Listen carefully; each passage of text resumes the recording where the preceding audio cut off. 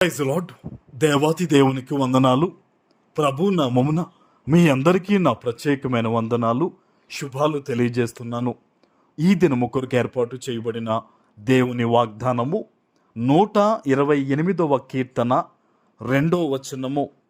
నిశ్చయముగా నీవు నీ చేతుల కష్టార్జితమును అనుభవించదవు, నీవు ధన్యుడవు, నీకు మేలు కలుగును.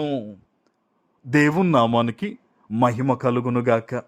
ఈ ఉదయకాల సమయంలో సర్వ సృష్టికర్త అయిన నీ తండ్రి నిన్ను ఆశీర్వదించి గొప్ప వాగ్దానాన్ని నీకు అందిస్తూ ఉన్నారు. హల్లెలూయా. నిశ్చయముగా నీవు నీ చేతుల కష్టార్జితాన్ని అనుభవిస్తావట. ఆమేన్. ఈరోజు చాలామంది బిడ్డల జీవితాల్లో వాళ్ళకున్న ఆందోళన ఏంటంటే, నేను ఎంతో ప్రార్థన చేస్తున్నాను, ఈ ప్రతిఫలం పొందుకుంటానా లేదా, నేను ఎంతో కష్టపడుతూ ఉన్నాను, ఆ లాభాన్ని నేను కనీసం అందుకోగలుగుతానా, నా బిడ్డలు మారుతారా, నా కుటుంబం కట్టబడుతుందా అని ప్రతిఫలము కోసం ఎదురు చూసేవారు ఉన్నారు. అయితే దేవుడు చెప్తూ ఉన్నారు, నిశ్చయముగా నిశ్చయముగా నీ యొక్క కష్టార్జితాన్ని అనుభవిస్తావు. అంటే నువ్వు ఏది విత్తుతున్నావో దాని ఫలాన్ని నువ్వు పొందుకోబోతూ ఉన్నావు. ఆమేన్. నువ్వు ప్రార్థన విత్తేవా, జవాబును పొందుకోబోతూ ఉన్నావు. కన్నీటిని విత్తేవా, నువ్వు దేనికోసమైనా నువ్వు ప్రార్థన చేస్తున్నావా, దానికి దేవుడు జవాబు అనుగ్రహించబోతూ ఉన్నారు. ఆమేన్. నువ్వు కష్టపడింది ఎక్కడికి పోదు, నువ్వు నీతిగా సంపాదించుకున్నది ఎక్కడికి పోదు. అన్యాయం చేసిన వారు ఎవరైతే ఉన్నారో వారు దేవుని చేత శిక్షించబడతారు. కానీ నువ్వు నీతిగా యథార్థంగా జీవిస్తే గనక నీ కష్టార్జితము ఏది కూడా పాడవదని, దేవుని యందు భయభక్తులు కలిగి జీవిస్తున్న నువ్వు ఖచ్చితంగా నీ చేతుల కష్టార్జితాన్ని అనుభవిస్తావని దేవుడు సెలవిస్తూ ఉన్నారు. ఆమేన్. నువ్వు అనుకోకు, నాకు అన్యాయం చేస్తున్నారు, నా మీద నిందలు వేస్తూ ఉన్నారు, నన్ను ఎంతో పాడు చేయడానికి సిద్ధపడుతూ ఉన్నారు, నువ్వేమీ భయపడొద్దు. నీ పక్షాన ఉన్నది ఎవరు? సైన్యములకు అధిపతి అయిన దేవుడు.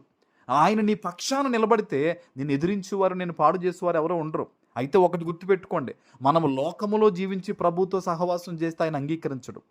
ఏది ఏవైనా ప్రభుతో మనం నిలబడినప్పుడు యథార్థంగా మనం ఒక దానియేలు వలె, ఒక దావీదు వలె ప్రభుతో సహవాసం చేస్తే ఎన్ని కష్టాలు వచ్చినా, ఎన్ని శ్రమలు వచ్చినా దేవుడు మనల్ని విడువక ఆయన కాపాడుతాడు. ఆమేన్. ఈరోజు ప్రభు నిన్ను చూశాడు, నీ భక్తి జీవితాన్ని చూశాడు కనుకనే వాగ్దానం ద్వారా దేవుడు మాట్లాడుతున్నాడు. నువ్వు భయపడొద్దు, నీ కష్టార్జితం ఎక్కడికి పోదు, నువ్వు అనుభవిస్తావు. ఆమేన్. చూడండి, ఆయన చెప్తూ ఉన్నారు, నీవు ధన్యుడవు, నీకు మేలు కలుగుతుంది. ఆమేన్. హల్లెలూయా. ఎవరి గురించి ఈ మాట చెప్పబడుతుందంటే, దేవుని యందు భయభక్తులు కలిగి ఆయన త్రోవలో నడుస్తున్న ప్రతి ఒక్కరితో కూడా ప్రభు ఈరోజు మాట చెప్తున్నాడు, నువ్వు ధన్యుడవు, నువ్వు ధన్యురాలవు. అందుకనే ప్రభు అంటాడు, దివారాత్రము ఆయన వాక్యాన్ని ధ్యానించి అనుసరించేవారట ఆకు వాడక తమ కాలమందు ఫలమిచ్చు చెట్టు వలె ఉంటారంట. అంటే వాళ్ళు ఫలిస్తారా లేదా? ఖచ్చితంగా ఫలిస్తారు. వారు ధన్యులు అవుతారు, వారి జీవితాలు బాగుంటాయి, వారి చేతి పని దీవించబడుతుంది. ఈరోజు నువ్వు ఆ రీతిగా బ్రతుకుతున్న బిడ్డవైతే ప్రభు నీతోనే మాట్లాడుతున్నాడు, నీకు మేలు కలగబోతుంది. ఇప్పుడు దాకా నీ జీవితంలో ఒకవేళ దుఃఖాన్ని అనుభవించావేమో, ఆ దినాలు పూర్తయ్యాయి. ఇంకా నీ విశ్వాసమును బట్టి, నీ ప్రార్థనను బట్టి ఇదిగో ప్రభు నీ జీవితంలో మేలు చేయబోతున్నాడు. ఎవరో వచ్చి నీ జీవితాన్ని మార్చరు, కేవలం దేవుడే మార్చగలడు.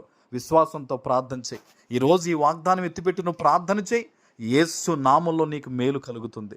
ఆమేన్. ప్రార్థన చేసుకుందాం. పరిశుద్ధుడా, ప్రేమ కలిగిన తండ్రి, మీకు వందనాలు. ఈ ఉదయకాల సమయంలో మీరిచ్చిన ఈ గొప్ప వాగ్దానము ప్రతి బిడ్డ జీవితంలో నెరవేర్చి స్థిరపరచమని యేసు నామమున ప్రార్థిస్తున్నాను తండ్రి. ఆమేన్.